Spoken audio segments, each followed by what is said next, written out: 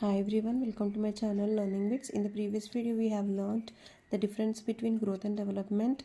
Now we shall learn some important points which is taken from the concept of growth and development, that is principles of development. Principles of development.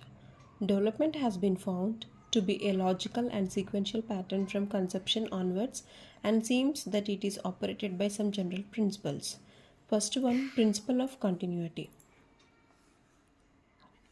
The development, it never ends in individual lifespan right from conception to death.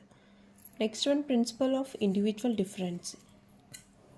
Every human being is different from others according to development process takes place in persons regarding mental, social, emotional, moral attitude of individual.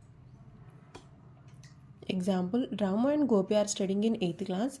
Ramu shows good performance in studies whereas Gopi cannot, which means development in mental abilities of Ramu and Gopi are not at the same level of their age or class. This is the effect of principle of individual differences. Next one, principle of lack of uniformity in the development rate.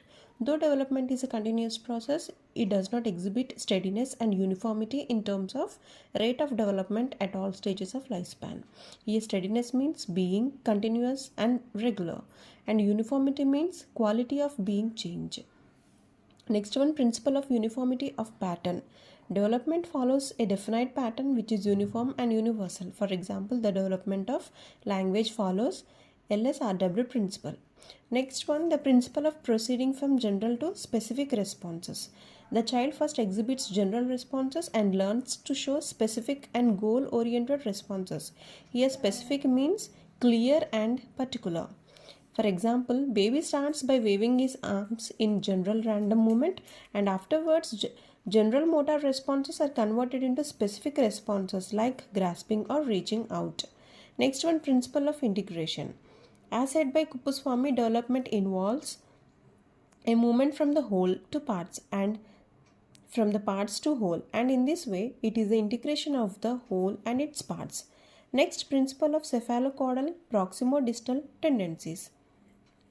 According to cephalocaudal tendency, development proceeds in the direction of the longitudinal axis, that is from head to foot.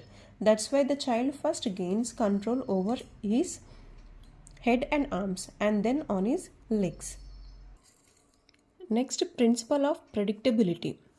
With the knowledge of the development of the honest of a child, we can predict his adult structure and size.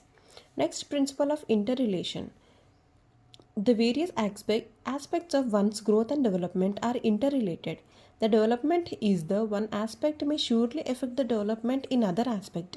For example, inadequate physical or mental development may result in a socially or emotionally maladjusted personality.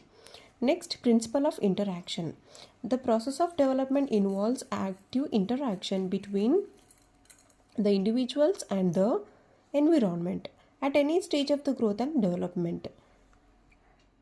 The process interacts with the heredity and environment. So at any stage of the growth of development, an individual interacts with the heredity and environment. Thanks for watching.